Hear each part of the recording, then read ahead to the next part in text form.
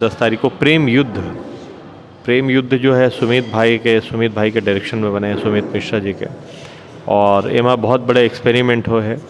हमारे यहाँ के बहुत ही खूबसूरत एक ट्रांस गर्ल है, ओखर ऊपर में वो एज अ हीरोइन यहाँ पे आते वीणा सेंद्रे जी।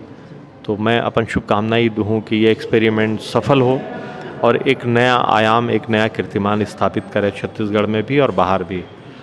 तो और वैसे भी वो बहुत खूबसूरत हैं। मैं देखे हूँ, मैं सच बताऊँ तो शिखा चितम्बरी जैसे लुक आते तो मुझे बहुत अच्छा लगे। तो उम्मीद करता हूँ कि दर्शक मतलब बहुत पसंद आई और दर्शक मन से भी अपेक्षा करता हूँ कि वो अलग अलग स्टाइल के फिल्म आते हैं और हम जिस बजट में जिस तरीके से काम करना चाहतन करथन, ओखर मन से भी अपेक्षा करबो कि वो आए थिएटर में देखें फिल्म ला पसंद करें। और मैं तो अपन जब का फिल्म लाऊँ वो सब अच्छा लाए के पूरा कोशिश करूँ जी। Thank you. जय हिंद, जय छत्तीसगढ़।